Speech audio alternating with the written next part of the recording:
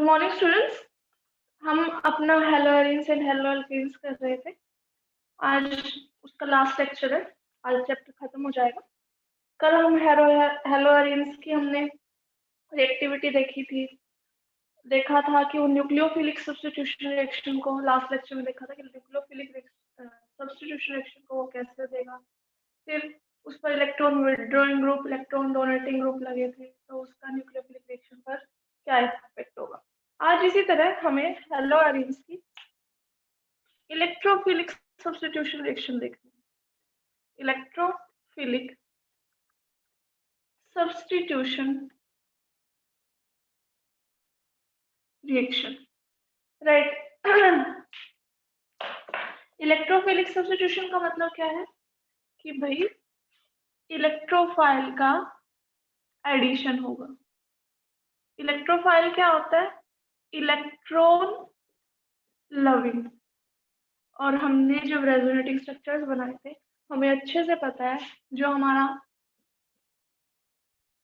ये ग्रुप होता है, मीन्स अगर बेंजीन पर हेलोजन लगा हो तो ये आने वाले ग्रुप को, आने वाले इलेक्ट्रोफाइल को कहाँ भेजता है? ऑर्थो एंड पैरा पोजीशन पर। क्यों? क्योंकि ऑर्थो एंड पैरा पोजीशन पर क्या होती है? इलेक्ट्रॉन डेंसिटी ज्यादा होती है, राइट। तो जो भी आने वाला इलेक्ट्रोफाइल होगा वो कहाँ जाएगा?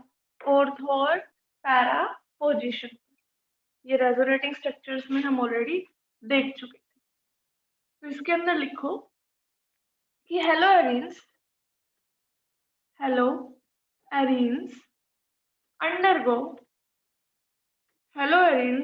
undergo electrophilic substitution reaction। इनके पास है इलेक्ट्रॉन्स, ये दे सकते हैं किसी को, तो इलेक्ट्रोफाइल इन पर अटैक करेगा और इलेक्ट्रोफिलिक सब्स्टिट्यूशन रिएक्शन होगी, इजीली होगी। अब आगे लिखो due to resonance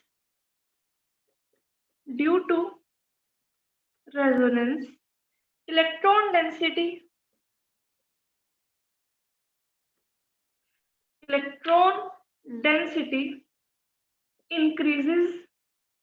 increases more at ortho and para position. Therefore, जो हमारा इलेक्ट्रोफाइल होगा, electrophile attack eight ortho and para position, right. तो जो भी हमारा इलेक्ट्रोफाइल होगा वो कहाँ पर जुड़ेगा? ऑर्थो एंड पैरा पोजीशन पर। कैसे जुड़ेगा ये हम पहले ही बात कर चुके हैं।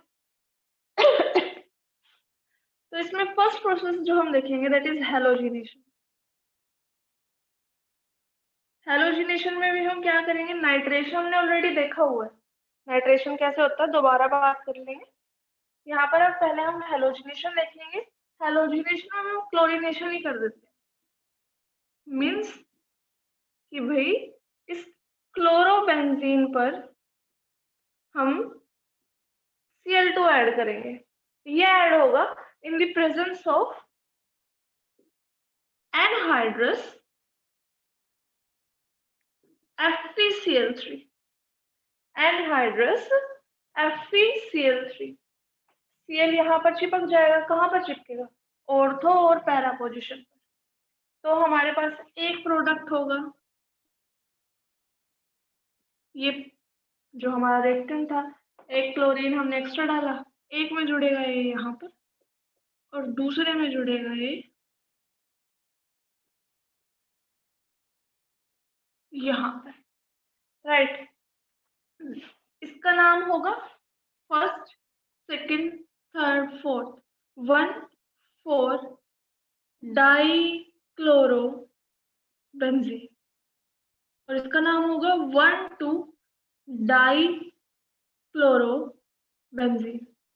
ये होगा हमारा major product and this will be minor product. क्योंकि ग्रुप पास पास है, पास पास होंगे तो रिपल्शन होगा, तो इतना ज्यादा स्टेबलाइजेशन इसे नहीं मिल पाता। अगर आप इसे मेजर माइंड में नहीं भी लिखोगे तो भी चलेगा, राइट।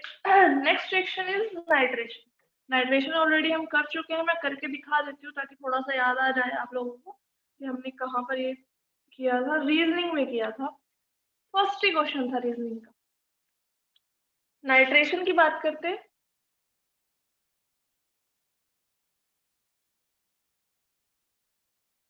This is nitration.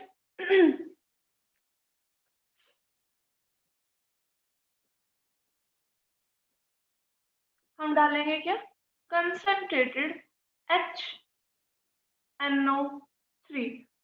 ऐसे लिख लो वैसे लिख लो, एक ही बात है। और ये HNO3 ही है, कंसंट्रेटेड HNO3।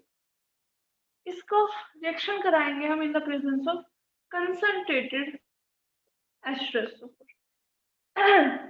किसके प्रेजेंस में रिएक्शन कराएंगे, कंसंट्रेटेड H2SO4। अच्छे से पता है आप लोगों को कहाँ पर जुड़ जाएगा हमारा NO2, एक में ऑर्थो पोजीशन पर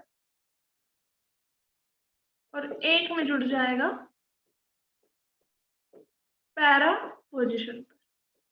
तो दिस इज, इसका नाम होगा 1 क्लोरो 2 नाइट्रो बेंजीन। इसका नाम होगा 1 chloro 4 nitro benzene. This will be our major product and this will be minor product, right?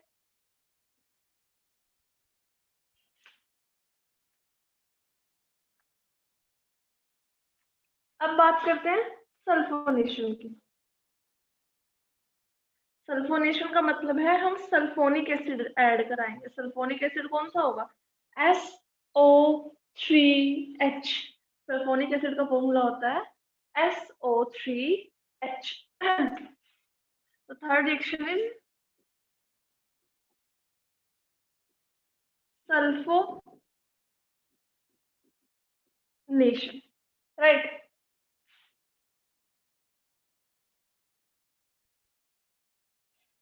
ये रहा क्लोरीन। क्या ऐड कराना हमें सल्फोनेशन में, सल्फोनिक एसिड। सल्फोनेशन से सल्फोनिक एसिड, सल्फोनिक एसिड का फॉर्मूला SO3H होता है। तो इसके अंदर कुछ इस तरह से लिख लो, इट इज H2SO4। क्या डालेंगे हम इसके अंदर, कंसंट्रेटेड H2SO4। मैंने इसको इस तरह तोड़ के लिख दिया कि हमें क्या चीज जोड़नी है। यहाँ जहाँ पर SO3H जुड़ेगा वहां से एक हाइड्रोजन आएगी, हाइड्रोजन और OH एज वाटर आउट हो जाएंगे, राइट। इसको जब हम हीट करेंगे तो हमारे पास मिलेगा, एक बार ये ऑर्थो पोजीशन पर चिपक जाएगा एंड एक में वो पैरा पोजीशन पर आ जाएगा। नेम विल बी, इसमें हमारा नाम होगा, इसको 1 मानेंगे अब। ये हमारा फंक्शनल ग्रुप होगा क्योंकि साइड चेन को सेकंड प्रायोरिटी। तो its name will be 2 chloro benzene sulphonic. According to rule 5 हमने इसका नोमेनक्लेचर किया है। जो हमने एरोमेटिक कंपाउंड्स का नोमेनक्लेचर किया था उसमें हमने रूल 5 पढ़ा था। अकॉर्डिंग टू रूल 5 का नोमेनक्लेचर किया गया है, आप चेक कर लेना बाद। और यहाँ पर नाम होगा 4 chloro sulphonic, sorry 4 chloro benzene sulphonic acid, right. तो ये रहा आपका सल्फोनेशन रिएक्शन जिसमें हमने क्या ऐड किया इसके अंदर, सल्फोनिक एसिड। इसी तरह हम करेंगे फ्रीडल-क्राफ्ट रिएक्शन। फ्रीडल-क्राफ्ट रिएक्शन आपको पता है, हमने दो टाइप्स की फ्रीडल-क्राफ्ट रिएक्शन की थी। One is alkylation and second is acylation. अब यहाँ पर दोबारा कैसे करनी है वो देखो, फ्रीडल-क्राफ्ट रिएक्शन। दोनों ही इसके अंदर ही कर लेंगे। फर्स्ट बात करते हैं फ्रीडल-क्राफ्ट एल्काइलेशन की। अब वहां पर हमने जो रिएक्शन की थी वो नॉर्मल बेंजीन की थी, राइट? यहाँ पर हमें करनी है chlorobenzene. Procedure will be same. इसके अंदर हम डालेंगे CH3Cl in presence of anhydrous AlCl3। हमें पता है कहाँ पर जाकर जुड़ेगा, ऑर्थो पैरा पोजीशन पर। यहाँ से H या यहाँ से H जाएगा, यहाँ से HCl बाहर, राइट? और जो हमारा अल्काइल ग्रुप है मीन्स CH3 वो जुड़ जाएगा ऐसे। तो this is our Friedel Craft alkylation. Its name will be 1-chloro 2-methyl benzene. It is minor, and next name is 1-chloro 4-methyl benzene. It is our major product. Simple reaction है, already हम कर चुके हैं। इसी तरह हम लिखेंगे, अगर यहाँ पर कोई बड़ा ग्रुप जोड़ दे, अगर हम यहाँ पर अगर हम क्या करें, कोई बड़ा ग्रुप जोड़ दें, इसमें जो हम एक रिएक्शन पहले भी कर चुके हैं।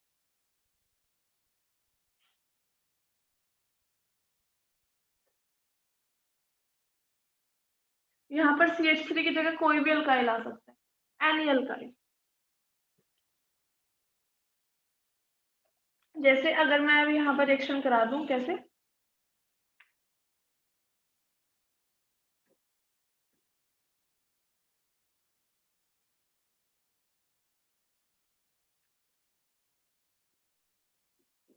C2H5Cl ले लें, राइट? देखो यहाँ पर CH3 जाकर जुड़ा है, कौन सी रिएक्शन कर रहे हैं हम? Electrophilic substitution reaction. तो यहाँ पर जो हमारा CH3 प्लस था उसने एक्ट किया एज इलेक्ट्रोफाइल। कैसे एक्ट किया उसने? As electrophile.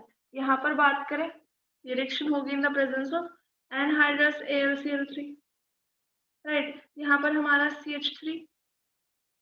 CH2 positive act करेगा as electrophile, right? Product will be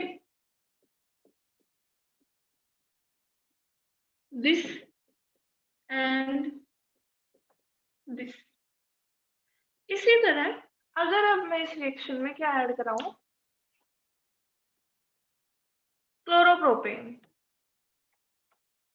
क्या ऐड कराऊं?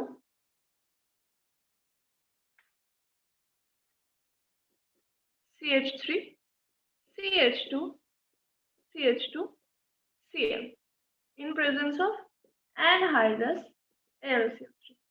यहाँ पर देखो क्या होगा, दिस इज इम्पोर्टेंट। ठीक, वैसे मैं ये चीज पहले बता चुकी हूँ, बट दोबारा देख लो। यहाँ पर क्या होगा? यहाँ पर सिंपली ऐसे जुड़ जाएगा एक तो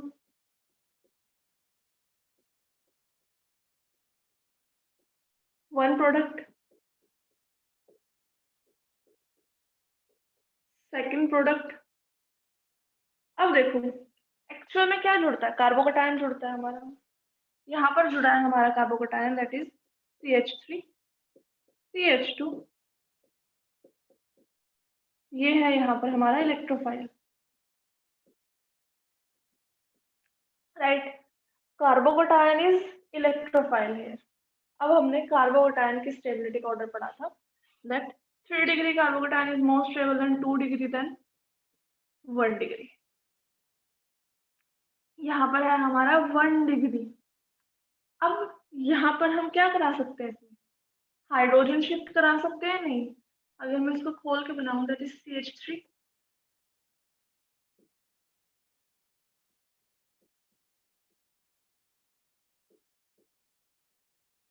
यहाँ पर मैं क्या करा देती हूँ? इस हाइड्रोजन को यहाँ पर भेज देती हूँ। तो what it will become? It will become CH3 CH। इसके पास हाइड्रोजन आ गई तो इसका पॉजिटिव चार्ज चला जाएगा। इसने अपनी हाइड्रोजन दी इसको, तो इसके ऊपर क्या चार्ज आ जाएगा? पॉजिटिव। तो ये किस में कन्वर्ट हो गया? 1 degree carbocation into 2 degree carbocation. और आप लोगों को अच्छे से पता है that 2 degree carbocation is more stable. तो यहाँ पर कौन सी शिफ्ट हुई? H positive shift, hydrogen shift करा दी हमने, जिससे हमारे पास क्या मिल गया? हमारे पास मोर स्टेबल कार्बोकेटायन मिल गया। तो ये प्रोडक्ट साथ साथ होने के हमारे पास एक प्रोडक्ट होगा इनके साथ और, दैट इज Cl। अब ये कार्बन से हमें बॉन्ड बनाना है, CH, CH3, CH3। इसी तरह यही अगर हमारे पास पैरा पोजिशन पर जुड़ जाए तो that is CH, CH3, CH3।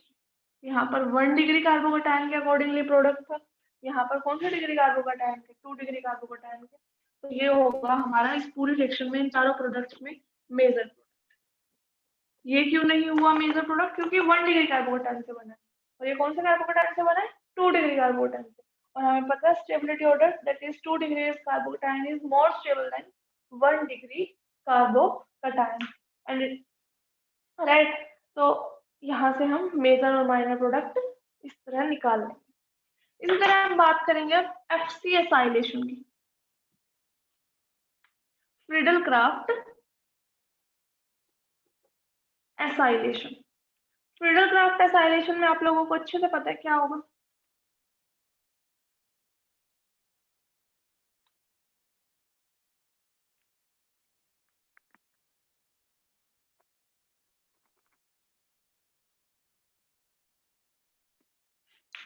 Friedel Crafts acylation में एसाइल ग्रुप जुड़ेगा आगे।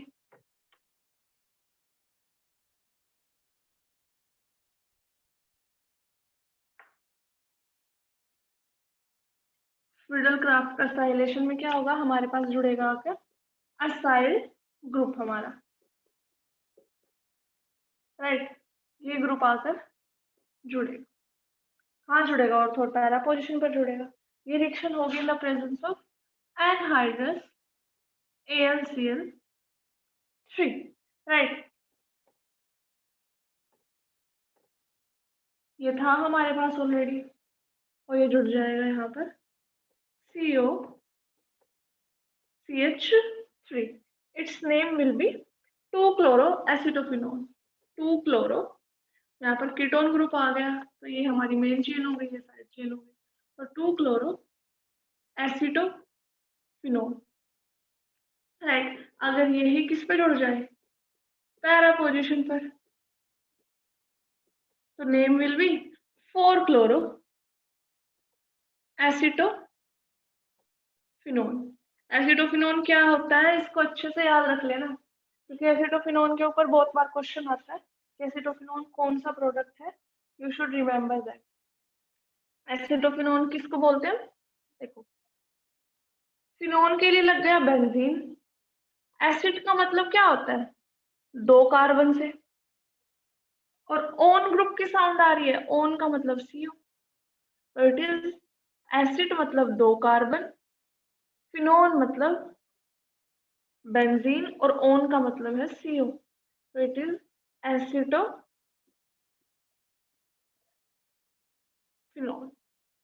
राइट। आगे चलते हैं।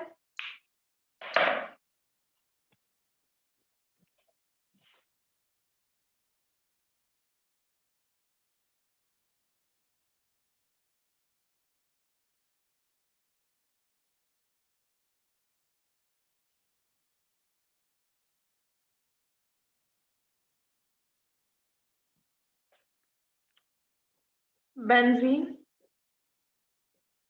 फ्रीडल क्राफ्ट खत्म हो चुकी है, अब नेक्स्ट सेक्शन पे चल रहे हैं। बेंजीन के ऊपर लगा है Cl, हम इसमें ऐड करेंगे CuCN। क्या ऐड करेंगे? CuCN। तो क्या होगा यहाँ पर? इन प्रेजेंस ऑफ pyridine, तो Cl की जगह लग जाएगा यहाँ पर अब Cn। इट इज साइनोबेंजीन, या फिर बेंजोनाइट्राइल। बेंजोनाइट्राइल बन गया हमारे पास। देखो, बेंजीन एरोमेटिक कंपाउंड्स में हम डालते हैं CuCN। अगर नॉर्मल चेन होती है हमारे पास तो KCN डालना था हमने। ये चीजें ध्यान रखना। अगर आपने यहाँ पर KCN डाल दिया, बाई चांस आपने क्या डाल दिया, यहाँ पर KCN डाल दिया, तो यहाँ पर कुछ भी नहीं बनेगा। क्या किसके डालने से बनेगा? CuCN के डालने से बनेगा, राइट। तो ये चीजें ध्यान रखना, इसको ऐसे लिख लेना ताकि याद रहे चीजें। अब अगर हम इस CN में, इस बेंजोनाइट्राइल में क्या डालें? वही सेम रिएक्शन, डाइल्यूट HCl। क्या डालें? Dilute HCl। तो हमारे पास बनेगा, यहाँ आ जाएगा COOH। या फिर हम बोले तो हम क्या डालें इसके अंदर? 2H2 in presence of H positive. तो यहाँ पर आ जाएगा COOH, राइट। सेम रिएक्शन है ये जो हमने हेलो एल्केन्स में की थी, राइट। नाम विल बी बेंजोइक एसिड। अगर इसमें हम डालें कंसंट्रेटेड HCl, या फिर डालें क्या? H2, खाली H2 in presence of H positive. H2O को हम इसमें एडजस्ट कर देंगे, तो बेंजीन के ऊपर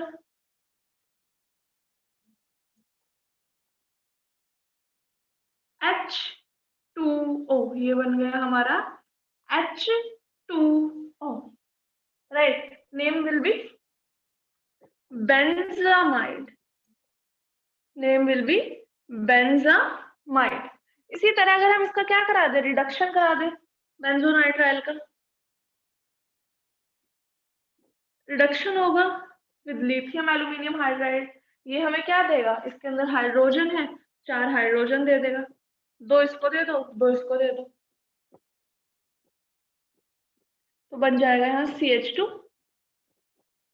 NH2 and name will be benzylamine. जब बेंजीन के ऊपर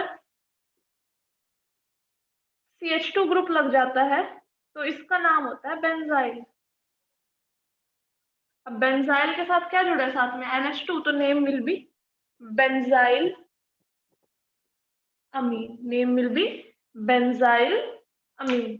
तो इस तरह से हम रिएक्शंस हमारी कर सकते हैं।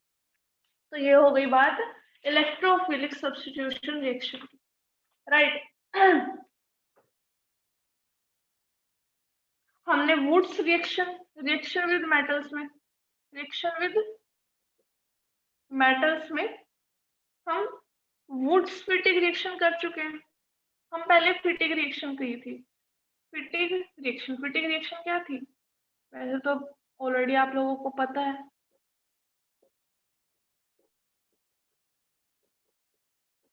This was our Wurtz Fittig reaction in presence of dry ether. यहाँ से Cl, यहाँ से Cl इस Na के साथ चला जाएगा, 2NaCl आउट,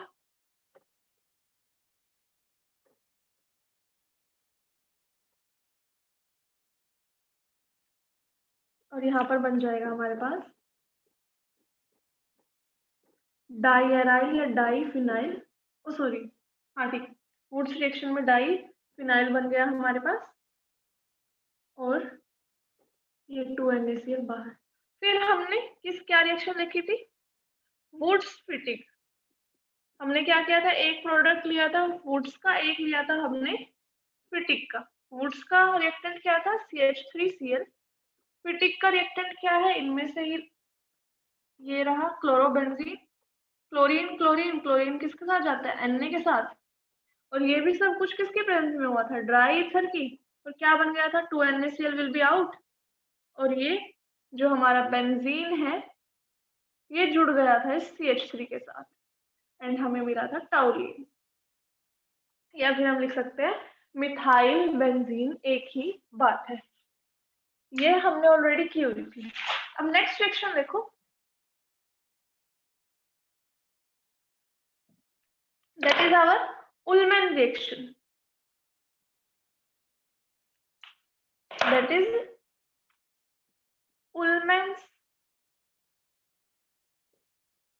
उल्मन रिएक्शन की बात करते हैं थर्ड, राइट। इसने भी क्या किया? इसने फिटिक की ही कॉपी की। इसने फिटिग की ही कॉपी की। इसने क्या लिया, क्लोरोबेंजीन की जगह लिया आयोडोबेंजीन बस। इसने क्लोरोबेंजीन की जगह क्या लिया, बस आयोडोबेंजीन।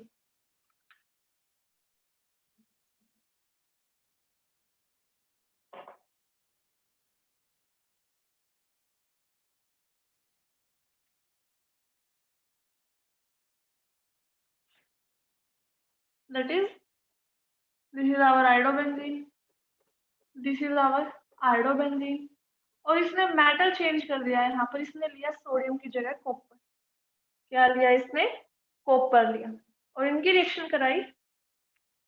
अब ये Cu और यहाँ से I, यहाँ से I तो बाहर, CuI2 की फॉर्म। और क्या हुआ, ये बेंजीन इस बेंजीन के साथ जुड़ गया। फर्क क्या है फिटिक रिएक्शन और वुलमैन रिएक्शन में, इसने आयोडोबेंजीन लिया, उसने क्या लिया, क्लोरोबेंजीन, राइट। उसने मेटल क्या लिया, Na, इसने क्या लिया, कॉपर, और इस तरह से रिएक्शन हुई, that is known as Ullmann reaction, right. अब हम सिंपली एक दो रिएक्शन कर लेते हैं अबाउट इथीन या फिर propene, CH3 CH double bond CH2। हमारे पास है प्रोपीन, जरूरत पड़ जाएगी इस रिएक्शन की कन्वर्जन, तो याद रखना इसे। अगर इसके अंदर हम डालें HBr, ये किया ही है हमने, मीन्स मार्कोनिकॉफ में क्या करेगी, छोटा घर ढूंढेगी वो। Negative part goes to that double bonded carbon atom which has less number of hydrogen attached to it. तो यहाँ आ जाएगा CH3 CH Br CH2, sorry CH3, right. फिर HBr की हमने एडिशन की पेरोक्साइड की प्रेजेंस में। अब उस लड़की को लग गए पर, अब वो चलेगी उल्टा, उल्टा चलेगी तो इसने छोटा परिवार चुना था, वो बड़ा परिवार चुनेगी।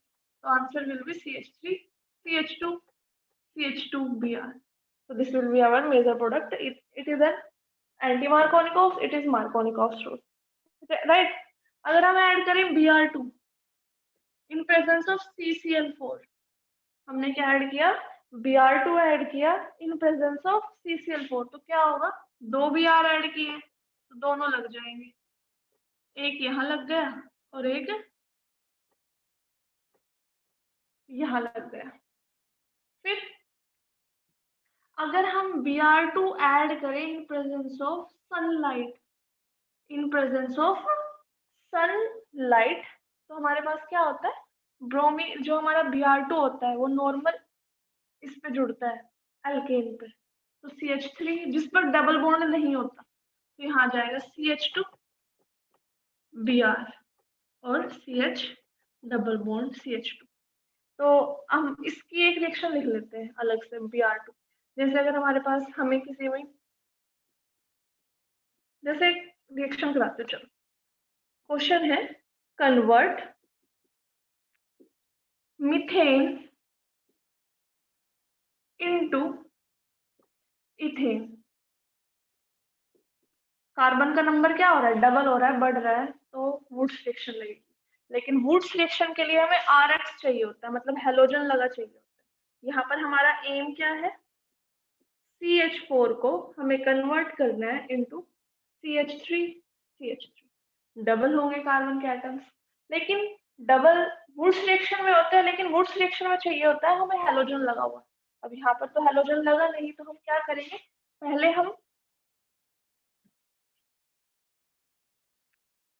पहले हम CH4 को ट्रीट कराएंगे with Br2 in presence of sunlight. हमने इसके अंदर ऐड किया Br2 सनलाइट की प्रेजेंस में, एट क्या बन जाएगा ये CH3 Br। अब लगा दो वुड्स रिएक्शन। वुड्स रिएक्शन में क्या करते हैं हम, सेम दूसरा ऐसा ही प्रोडक्ट लेते हैं, ओ सॉरी रिएक्टेंट लेते हैं, साथ में क्या लेते हैं, दो सोडियम लेते हैं, और ये सब कुछ होता है इन ड्राई ईथर की प्रेजेंस में, और हमारे पास हमारा डिजायर्ड प्रोडक्ट मिल गया। तो इस तरह से हम कोई भी कन्वर्जन, कोई भी रिएक्शन लगा सकते हैं। मेन चीज मुझे ये समझानी थी आपको इसके अंदर। जो वुड्स रिएक्शन होती है वो हमारी जनरली कार्बन का नंबर डबल करने के लिए यूज होती है। अब इस चैप्टर का लास्ट टॉपिक कर रहे हैं, दैट इज ऑप्टिकल आइसोमेरिज्म।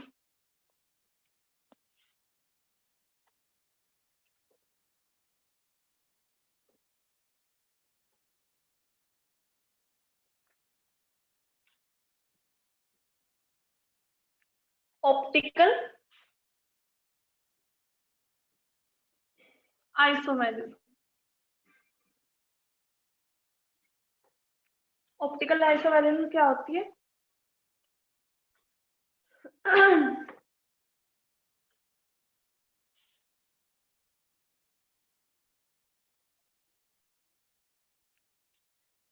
जो लाइट चारों डायरेक्शंस में फैल रही होती है उसको हम बोलते हैं अनपोलराइज्ड लाइट।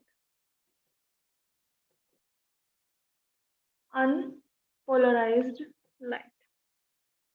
जब हम इसको क्या करते हैं, निकल प्रिज्म से पास करते हैं, जब हम इसको क्या करते हैं, निकल के प्रिज्म से पास,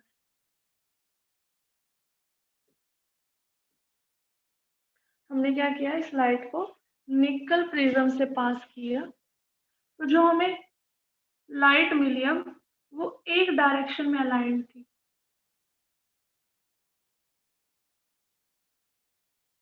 तो ये जो चारों डायरेक्शन में घूम रही थी इसको हमने अनपोलराइज्ड बोला, तो ये हो गई हमारी प्लेन पोलराइज्ड। ये एक प्लेन में लिमिटेड थी, प्लेन पोलराइज्ड बोलते हैं, प्लेन पोलराइज्ड लाइट, राइट। तो ऑप्टिकल एक्टिव सब्सटेंस किसको बोलेंगे? ऑप्टिक्स का मतलब होता है लाइट से, ऑप्टिक का मतलब होता है लाइट। तो जो कंपाउंड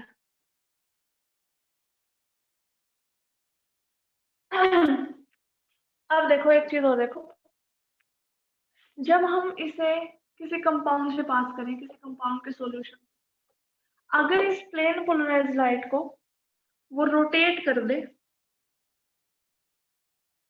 अगर इस प्लेन पोलराइज्ड लाइट को, जो मतलब एक प्लेन में लिमिटेड है, उसको रोटेट कर दे इनकी तरह, मतलब अगर वो उस लाइट को रोटेट कर रहा है लेफ्ट साइड में, हमारी लेफ्ट साइड में, राइट, लेफ्ट से लेवो बन गया, मीन्स लेवो रोटेटरी,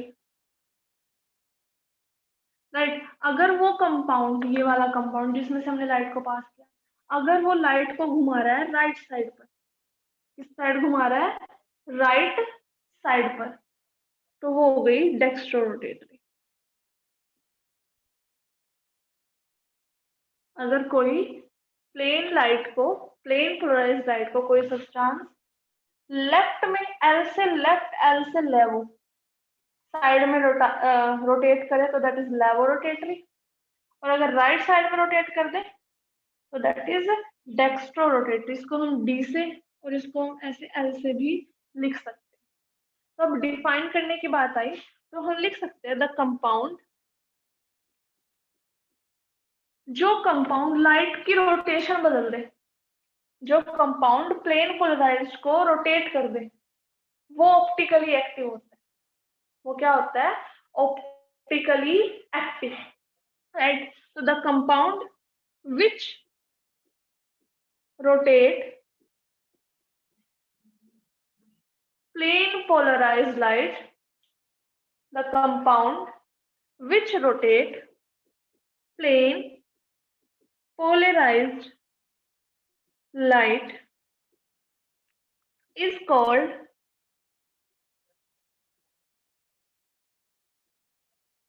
optically active, राइट। जो कंपाउंड, ये वाला कंपाउंड अगर लाइट को किसी भी डायरेक्शन में रोटेट कर रहा है, चाहे वो लेफ्ट में करे चाहे वो राइट में करे, तो that is optically active, means वो लाइट को रोटेट करने की क्षमता रखता है, ठीक। अगर if compound rotate plane polarized light towards right। अगर वो उसको कहाँ रोटेट करे, राइट साइड में रोटेट करे, the compound is called dextrorotatory।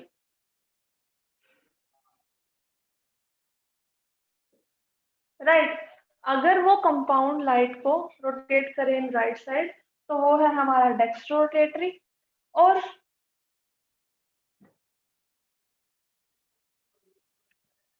if compound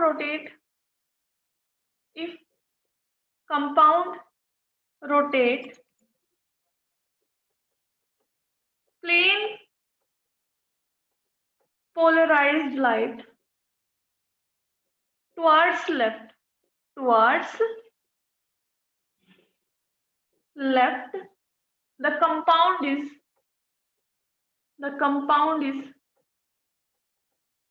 levorotatory।